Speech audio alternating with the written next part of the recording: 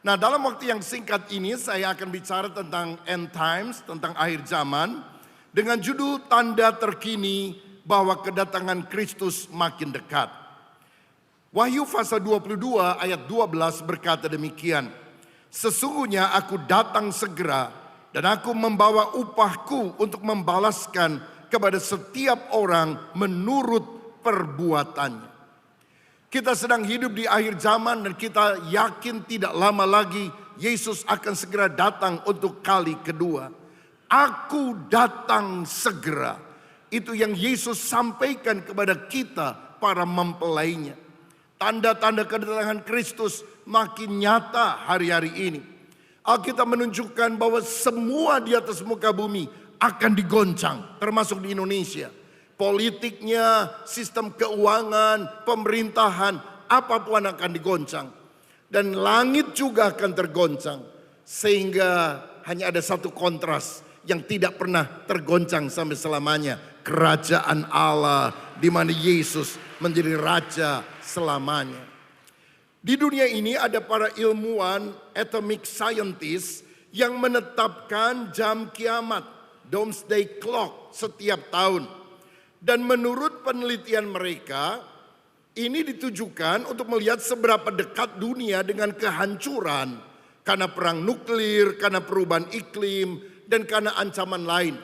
Dan di tahun 2025 ini dia menetapkan bahwa jam kiamat sudah 89 detik menuju tengah malam.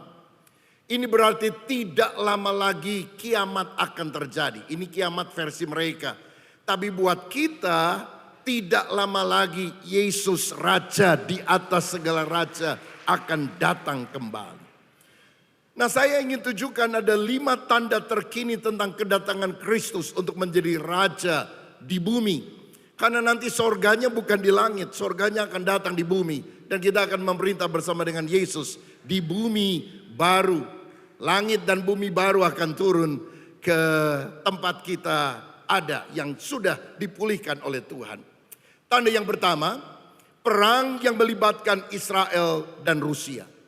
Saudara tahu bahwa Alkitab menyatakan bahwa peperangan termasuk kerusuhan-kerusuhan, di dalamnya ada demonstrasi, penjarahan dan sebagainya, merupakan salah satu tanda akhir zaman.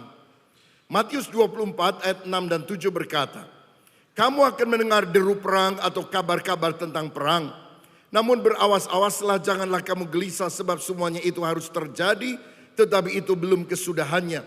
Sebab bangsa akan bangkit melawan bangsa. Ini sebetulnya bicara tentang suku bangsa akan bangkit berperang melawan suku bangsa. Perang antar suku. Saya ingat Presiden Indonesia pertama Soekarno pernah berkata, perjuanganku sekarang lebih mudah karena aku melawan penjajah asing. Sedangkan perjuanganmu akan lebih berat karena engkau akan melawan bangsamu sendiri. Dan konflik horizontal itu sering kali terjadi bahkan di negara tercinta kita, Indonesia. Alkitab menubuatkan bangsa akan bangkit melawan bangsa, kerajaan melawan kerajaan, akan ada kelaparan dan gempa bumi di berbagai tempat. Saudara-saudara, kita melihat bahwa peperangan terutama yang tadi saya sebutkan, di mana Israel dan Rusia itu akan terjadi. Dan itu merupakan tanda yang menunjukkan kita makin dekat dengan kedatangan Kristus. Beberapa tahun yang lalu ketika Rusia menyerang Ukraina dan berperang, beberapa orang berkata, apakah ini tanda akhir zaman? Saya bilang perang secara umum merupakan tanda akhir zaman. Tapi kalau Yesus segera datang, rasanya belum. Kenapa? Karena Israel belum diotak-atik. Ini baru Rusia sama Ukraina. Tapi sekarang hanya dalam tempo yang tidak terlalu panjang, Israel sudah terlibat di dalam kancah peperangan. Dan melalui proksinya, Iran, Yaman, Lebanon, Rusia sebetulnya sudah memainkan peranan yang sangat besar. Beberapa hari yang lalu Perdana Menteri Houthi Yaman dibunuh oleh Israel. Dan ini akan menegangkan atau meningkatkan skala eskalasi peperangan di Timur Tengah. Kalau saya baca dalam Yeskiel 38 dan 39, Di sana ditunjukkan ada perang Gog dan Magog yang terjadi di zaman akhir. Dalam dalam Yeskiel 38 ayat kedua dikatakan, "Hai anak manusia, tunjukkanlah mukamu kepada Gog di tanah Magog, yaitu Raja Agung." Bahasa Ibrani yang dipakai adalah Ros, yang mengarah pada Rus atau Rusia. Negeri Meseh dan Tubal, dan bernubuatlah melawan dia. Ayat 5. Orang Persia, Ethiopia, orang Put menyertai mereka, dan semuanya dengan perisai dan ketopong. Orang Gomer dengan seluruh bala tentaranya, Betogarma dari utara sekali dengan seluruh bala tentaranya, banyak bangsa menyertai engkau. Dari sini kita melihat bahwa Gog yang kemungkinan besar berasal dari Rusia itu akan bekerja sama dengan beberapa negara yang lain untuk menyerang Israel. Disebutkan Magog, Meseh, Tubal. Ini tampaknya negara-negara bekas jajahan Uni Soviet, misalnya Kazakhstan, Uzbekistan, Azerbaijan, dan sebagainya. Lalu dituliskan di dalam Alkitab ada Persia, itu adalah Iran. Gomer dan Betogarma adalah Turki, Syria. Kalau saudara melihat peta, maka di atas Israel ke sebelah utara itu langsung Turki. Kalau ditarik garis lurus itu ke Rusia. Dan Gog Magog adalah serbuan dari utara Israel, kolaborasi dengan selatan. Negara-negara Arab, negara-negara Afrika akan menjepit Israel di tengah. Put adalah Libya, juga Ethiopia yang juga meliputi Mesir dan Sudan. Tapi dalam Yeskiel pasal 39, Tuhan akan mendatangkan bencana sehingga mereka akan mati dalam penyerangan ke Israel itu. Dan Alkitab berkata bahwa mayat mereka akan dikuburkan 7 bulan dan senjata-senjata mereka akan dibakar selama 7 tahun. Jadi gelombang pertama perang besar, perang dunia yang akan terjadi di depan kita adalah Gog Magog, utara Rusia dan sekutunya, beserta dengan selatan negara-negara Afrika akan menjepit Israel. Saya tidak punya waktu yang cukup untuk menjelaskan detailnya, tapi kalau saudara mau, saudara bisa search di YouTube, ada banyak khotbah saya tentang akhir zaman termasuk detail tentang peperangan ini. Saudara-saudara, dan perang Gog Magog ini akan membuka jalan bagi perang terakhir, yaitu perang Harmagedon. Wahyu 16 ayat 16. Dan kita harus tahu bahwa Gog dan Magog adalah utara selatan perang. Lalu Harmagedon, negara-negara barat dan negara-negara timur akan perang. Kalau utara, selatan, barat, dan timur perang, ya namanya perang dunia, saudara. Nah, tampaknya kemungkinan bahwa antikris akan muncul dari blok barat. Tetapi timur tidak akan terima ketika blok barat menguasai dunia. Sehingga kalau kita baca di dalam Wahyu pasal yang ke-16 ayat yang ke-12, akan ada raja-raja dari timur menyeberang ke Israel melalui sungai Efrat yang akan kering beberapa waktu yang akan datang ini.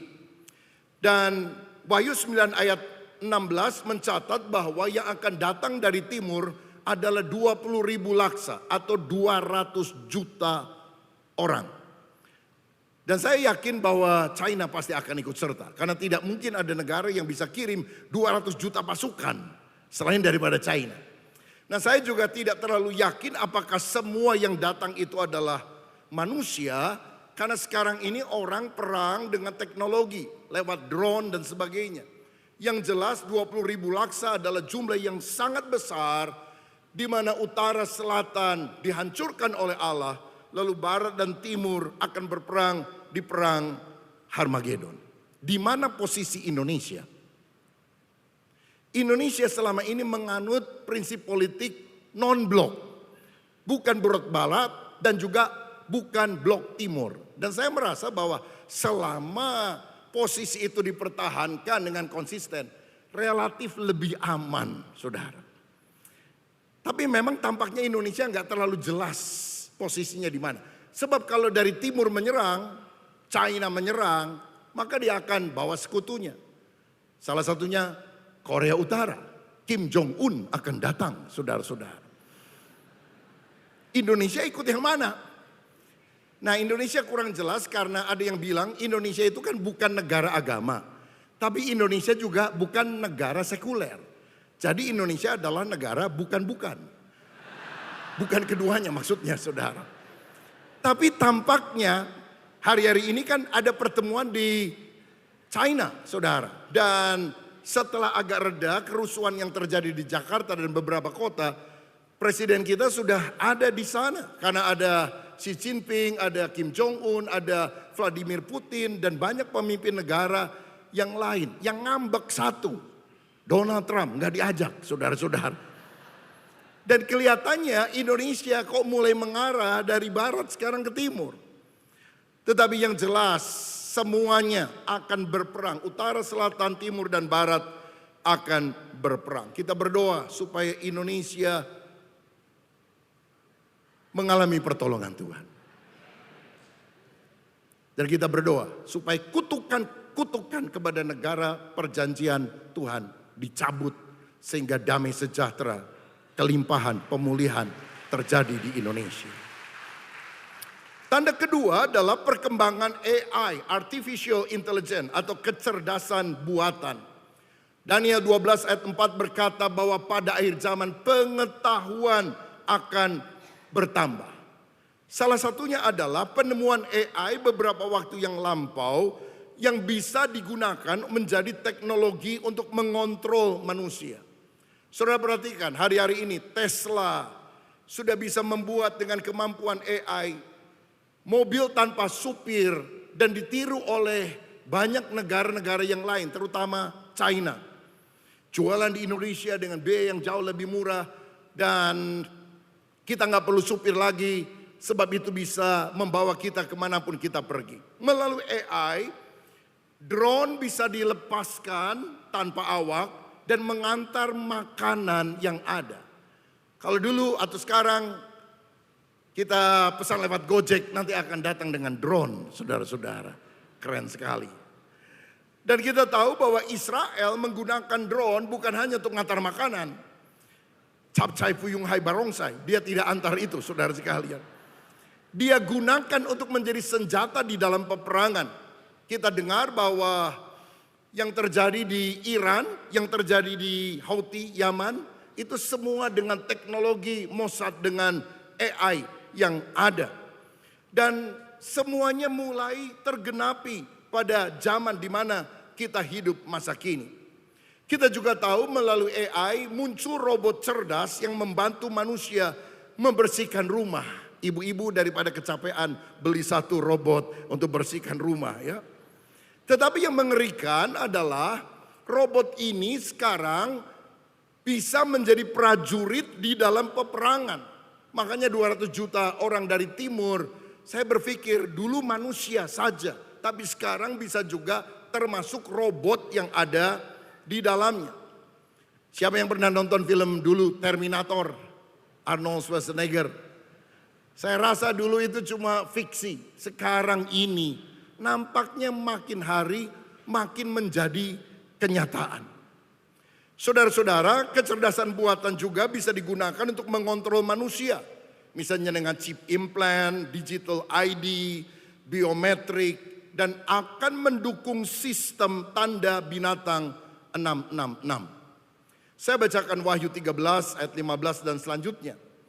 Dan kepadanya diberikan kuasa untuk memberikan nyawa kepada patung binatang itu sehingga patung binatang itu berbicara dan bertindak begitu rupa sehingga semua orang yang tidak menyembah patung binatang itu dibunuh.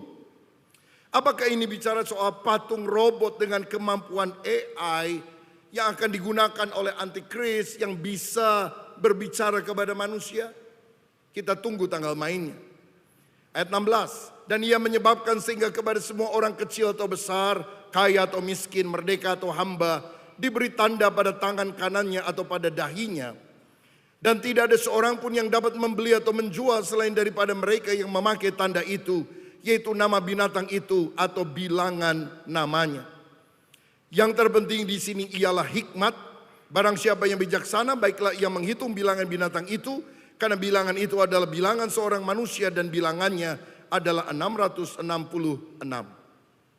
Apa yang dimaksudkan dengan tanda 666? Para teolog terbagi di dalam dua tafsiran yang berbeda. Pertama adalah tafsiran rohaniah. Itu bicara tentang roh mamon, keserakahan yang akan menguasai manusia. Dan orang akan menghalalkan segala cara karena mereka serakah menjadi budak mamon. Dan mereka bisa melakukan apa saja untuk merugikan orang lain. Dan bukankah gejolak rakyat Indonesia terjadi di mana-mana karena masalah ini, saudara? Segelintir elit politik mendapatkan keuntungan yang luar biasa, sedangkan rakyat makin dicekik oleh pajak yang makin meninggi. Bayangkan, minyak, bensin dioplos. Saudara pakai Pertamax atau Pertalite? Sama aja, saudara sekali. Sekarang beras dioplos, minyak dioplos, beras dioplos, otaknya juga dioplos. Karena sudah pemikirannya itu adalah cuan, tapi dengan cara yang tidak halal. Ini tafsiran rohani. Saya sebetulnya lebih cenderung ke arah itu. Tetapi kita lihat ada tafsiran secara hurufiah. Itu bisa merupakan chip implant atau AI yang akan ditanam di dalam kepala, pikiran, atau dahi, atau tangan manusia. Saudara-saudara, yang jelas Elon Musk dari Amerika Serikat sudah membuat teknologi yang disebut Neuralink, di mana chip ditaruh di dalam otak manusia menjadi pengendali pikiran. Jadi kalau orang main catur nggak usah gerakan tangannya, dia mikir saja, bidaknya jalan sendiri, pionnya jalan sendiri. Lalu Starlink merupakan sistem komunikasi global yang bisa memantau manusia, termasuk dengan face recognition dan sebagainya.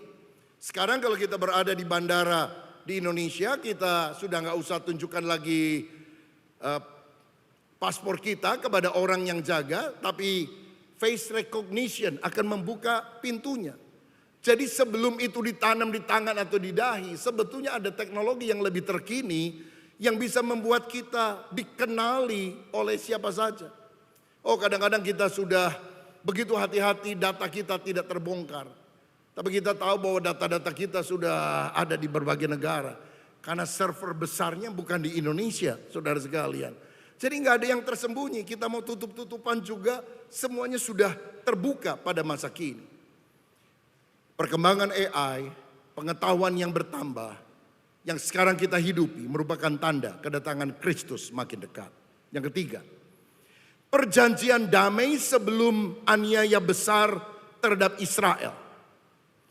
Saudara, pada waktu Donald Trump menjadi presiden Amerika pada periode pertama 2017 sampai 2021, dia memindahkan kedutaan besar Amerika dari Tel Aviv ke Yerusalem 2018. Lalu kemudian pada masa itu dia menginisiasi apa yang disebut sebagai Abraham Accord, perjanjian Abraham. Ada perjanjian damai antara Israel, Amerika dengan Uni Emirat Arab, dengan Bahrain, dengan Sudan, Maroko. Yang intinya adalah orang-orang yang merupakan keturunan Abraham yang melahirkan tiga agama besar ini, Yahudi, Islam, dan Kristen, seharusnya berdamai, tidak bentrok satu dengan yang lain. Dan salah satu orang yang paling aktif mengusahakannya adalah Jared Kushner, yang adalah orang Yahudi yang adalah menantu daripada Donald Trump, yang menikahi anak Trump yang bernama Ivanka.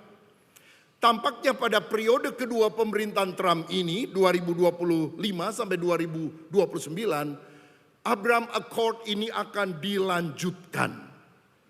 Nah, saudara, untuk saya perjanjian damai adalah sesuatu yang baik. Daripada perang lebih baik damai. Tetapi Daniel 9 ayat 27 mencatat bahwa akan ada seorang raja yang membuat perjanjian itu menjadi berat bagi banyak orang selama 1 kali 7 masa. Akan ada perjanjian damai 7 tahun yang melibatkan Israel.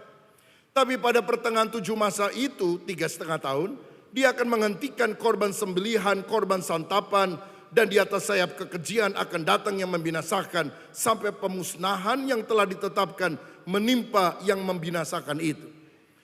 akan muncul antikristus yang akan membuat perjanjian damai 7 tahun dengan Israel, tetapi 3,5 tahun pada pertengahan perjanjian itu, dia akan membatalkan korban santapan yang biasa dilakukan oleh umat Israel ketika bait Allahnya sudah ada.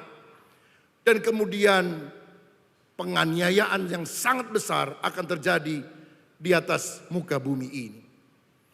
Berarti saudara, sebelum terjadi perang-perang besar nanti di akhir zaman, akan ada waktu singkat untuk masa damai. 1 Tesalonika 5 ayat 3 berkata, apabila mereka mengatakan semuanya damai dan aman, maka tiba-tiba mereka ditimpa oleh kebinasaan seperti seorang perempuan yang hamil ditimpa oleh sakit bersalin. Mereka pasti tidak akan luput. Ketika semua orang bilang damai, tiba-tiba, suddenly, kebinasaan itu akan terjadi. Beberapa orang tanya kepada saya, Pak, apakah aman kalau saya sekarang pergi ke Israel? Saya bilang kalau mau pergi, pergi saja. Kalau mati di sana ya udah percaya Yesus masuk surga, saya bilang. Tapi tampaknya memang akan ada satu periode singkat di mana keamanan itu terjadi. Ya kadang-kadang ada bonus lah, Houthi nembak rudal beberapa biji begitu saudara. Mungkin saja itu terjadi. Tetapi ada periode perdamaian yang akan diinisiasi sehingga tampaknya perang Timur Tengah dan sebagainya akan berakhir. Tapi tidak akan lama. Karena kemudian kebinasaan penganiayaan besar akan segera terjadi. Yang keempat, perkembangan sistem keuangan digital dan tanda 666. Ini juga merupakan tanda terkini bahwa kedatangan Kristus makin singkat. Wahyu 13 mencatat dengan tanda ini tidak ada orang yang bisa berjual atau membeli kecuali mereka yang dikenakan tanda itu di dahi atau di tangannya. Saudara, perkembangan central bank digital currency di mana pembayaran digital mata uang akan mengglobal, mata uang kripto dan turunannya akan mengglobal ke seluruh dunia, tampaknya bisa mengarahkan dunia pada sistem ekonomi global yang dikendalikan oleh sekelompok orang atau segelintir elit politik. Tentu ada bermacam-macam jenisnya daripada uang digital ini. Dan itu akan membuat satu currency yang bisa digunakan untuk berjual atau membeli pada bangsa apapun di dunia. Nah, hari-hari ini perang dagang sedang terjadi di mana-mana. Amerika berusaha menaik turunkan tarif, saudara-saudara. Tetapi bukan hanya perang dagang, perang teknologi yang hebat terjadi. Makanya nanti Harmagedon itu perang antara barat sama timur. Karena sekarang ini perang dagang sudah mulai barat dan timur. Perang teknologi juga barat dan timur. Ada ChatGPT, ada OpenAI dari Amerika Serikat. Tetapi China mengeluarkan saingannya, DeepSeek dan turunan yang lain. Yang jauh lebih murah, yang hebat, canggih, dan juga banyak yang gratis. Ini sebetulnya untuk menunjukkan siapa yang akan menjadi penguasa global pada waktu yang akan datang. Salah satu hal yang dibuat oleh beberapa negara hari-hari ini supaya mereka tidak tergantung dengan nilai tukar dolar Amerika adalah membentuk sebuah konsorsium negara-negara tertentu yang disebut sebagai BRICS. BRICS terdiri dari Brasil, Rusia, India, China, dan South Africa. BRICS. Indonesia merupakan negara pertama di Asia Tenggara yang juga bergabung di dalam BRICS ini. Dan itu menyebabkan Amerika blok barat sangat jengkel. Sehingga ada beberapa teori berkata mungkin ada beberapa orang dari barat yang mendalangi kerusuhan yang terjadi dan sebagainya. Nah, itu teorinya bisa beragam dan akan berkembang. Tetapi yang jelas saudara-saudara, persaingan antara dolar dan juga kurs yang lain itu akan makin menguat. Apakah akan segera ini diluncurkan dan Indonesia juga akan meninggalkan dolar Amerika dan masuk pada mata uang baru BRICS? Kita masih akan melihat hal ini di depan kita. Tapi yang jelas, persaingan dagang, perkembangan teknologi, penyatuan mata uang dunia, itu adalah sesuatu yang terjadi tampaknya pada masa hidup kita.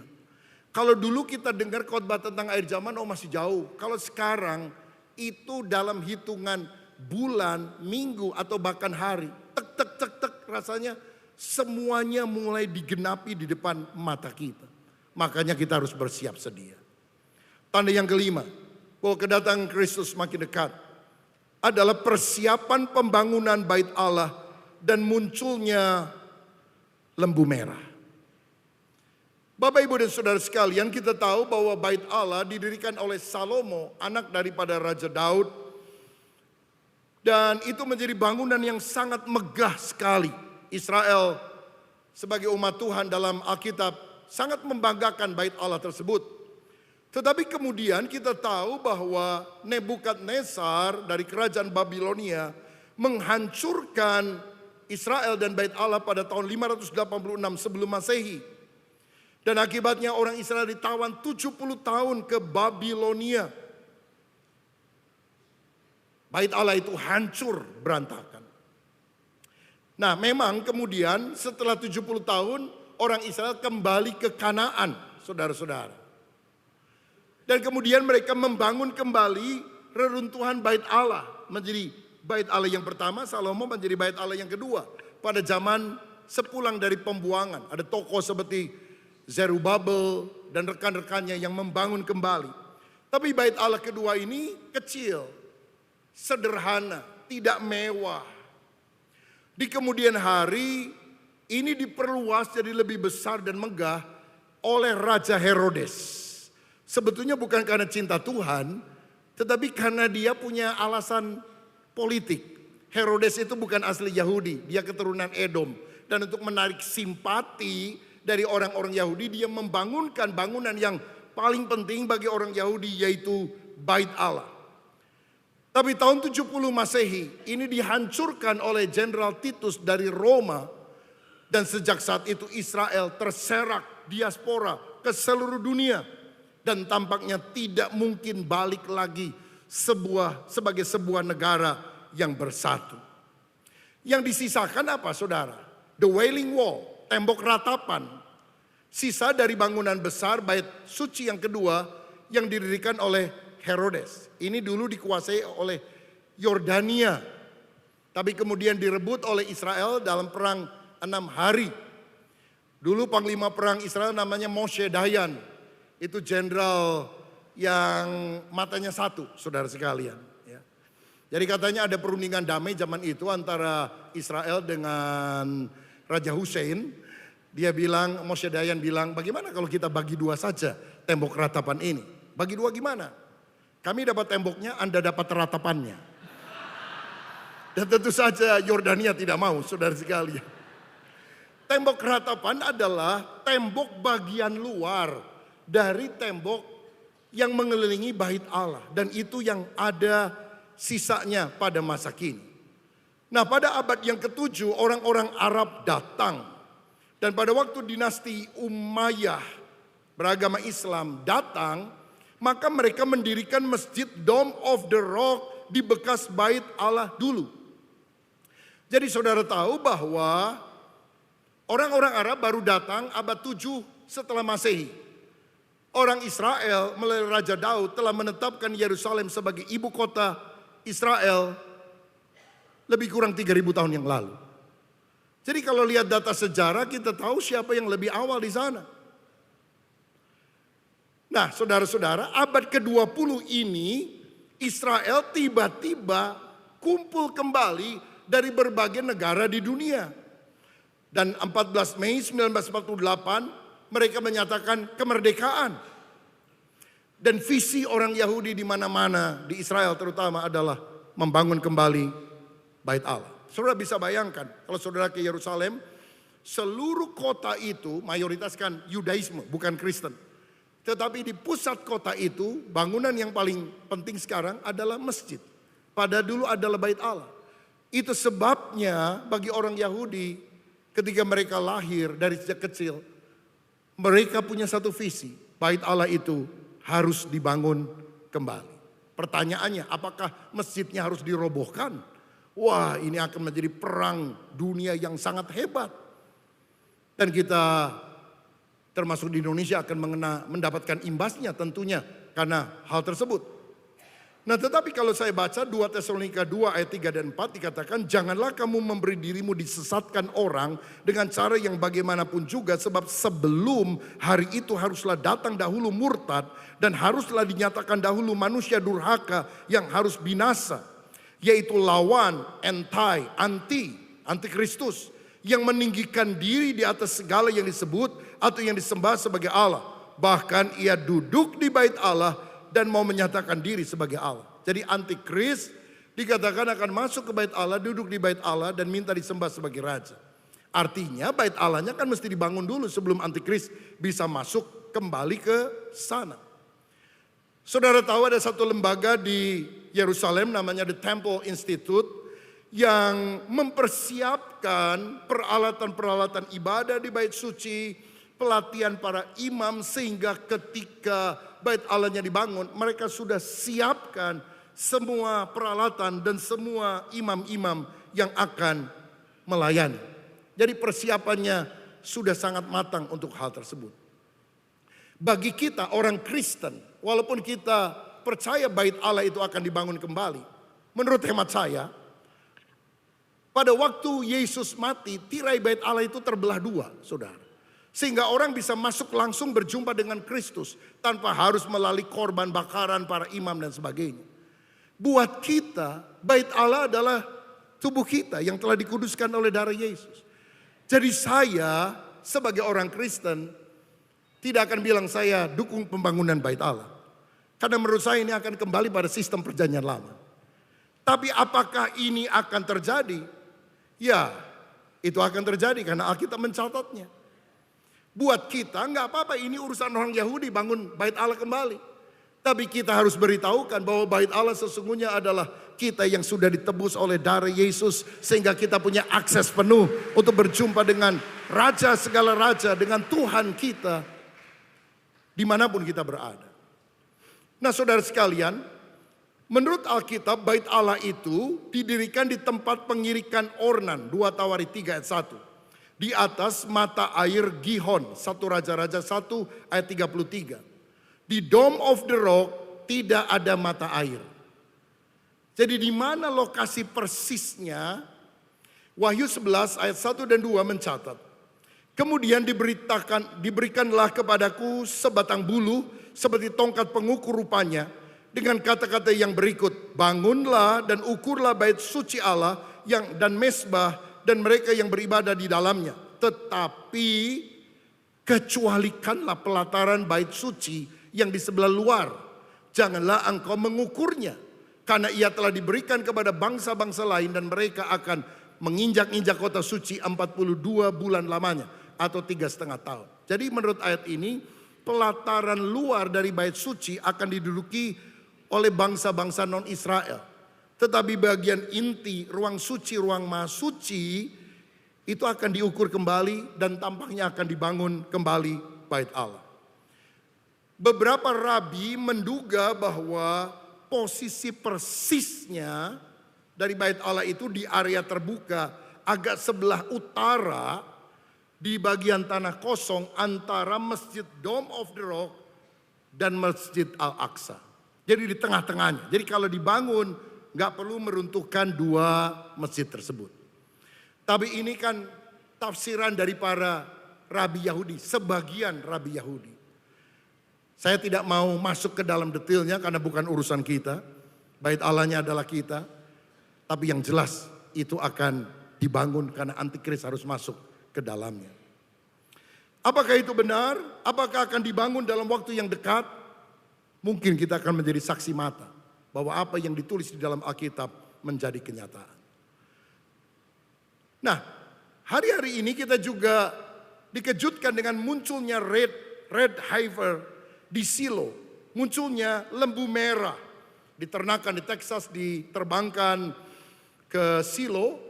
Dan menurut tradisi Yahudi sebelum pembangunan bait suci harus ada penyucian ritual dengan lembu merah betina, Bilangan 19, di mana abunya akan dipakai untuk menyucikan tempat ibadah.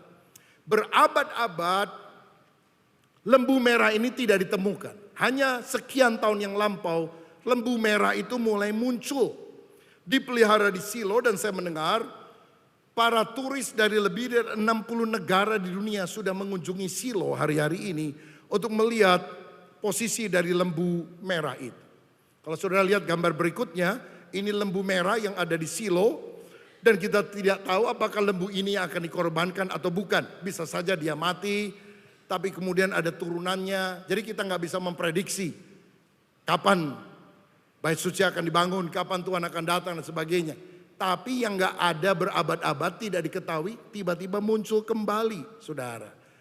Jadi nampaknya semuanya sudah persiapan menuju hal itu. Binatangnya udah siap, tanahnya udah siap, orangnya sudah siap atau belum, itu yang paling penting, saudara sekalian.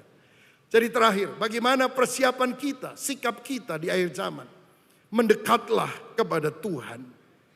Zaman sekarang berjagalah, lihat dunia bergelora, kedengaran sini sana, banyak kabar menggemparkan, berlindunglah dalam sabda Allah. Pemain musik boleh datang ke depan. Saudara, hari-hari ini mari kita lebih banyak mendekatkan diri kepada Tuhan. Berdoa, membaca firman, siap sedia menyambut kedatangannya. Dan jangan lupa, tuntaskan amanat agung Yesus. Beritakan Injil, karena Injil harus disampaikan kepada seluruh dunia sebelum tiba kesudahannya. Kedua, mewaspadai tipu daya dunia. Jangan terlalu gampang percaya informasi di internet. Apalagi hari-hari ini muncul perkembangan teknologi, penipuan, pemalsuan melalui AI. VO3 dari Google. Itu bisa membuat siapa saja, bukan cuma gambarnya, tapi orangnya muncul.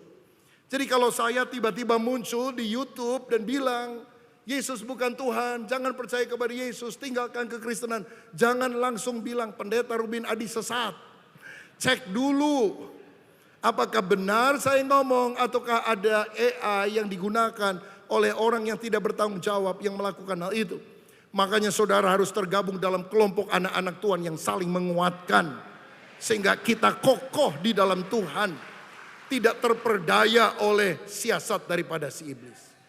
Bapak Ibu, jangan terus scrolling sosmed, tapi lebih baik kita gunakan Alkitab untuk kita baca. Waspadai ajaran sesat, godaan dunia, kita harus hidup benar. 2 Petrus 3 ayat 10 dan 11. Pada hari itu langit akan lenyap, dengan gemuruh yang dahsyat, dan unsur dunia akan hangus dalam nyala api, dan bumi dan segala yang ada di atasnya akan hilang lenyap. Ayat 11. Jadi jika segala sesuatu ini akan hancur secara demikian, betapa suci dan salehnya kamu harus hidup. Tuhan memanggil kita untuk hidup suci. Dan yang ketiga, yang terakhir, menghindari sistem yang mengarah pada kontrol total. Jangan izinkan sesuatu dimasukkan pada tubuh kita. Baik yang punya tafsiran rohaniah, tafsiran hurufiah. Kita tolak semuanya karena itu bisa digunakan menjadi alat kontrol kita. Siap menghadapi krisis global, berjaga-jaga, tidak tidur rohani, hidup sederhana, taat total kepada Roh Kudus. Karena iblis, spirit antikris berusaha mengontrol secara total, dan kita harus punya roh yang berlawanan, taat total kepada Roh Kudus, setia sampai mati. Berjaga-jaga agar kedatangan Tuhan tidak seperti pencuri di waktu malam, karena kita menyambut Dia sebagai mempelai wanita dengan pakaian kain lenan halus, menyambut kedatangannya, dan kita akan memerintah bersama dengan Kristus.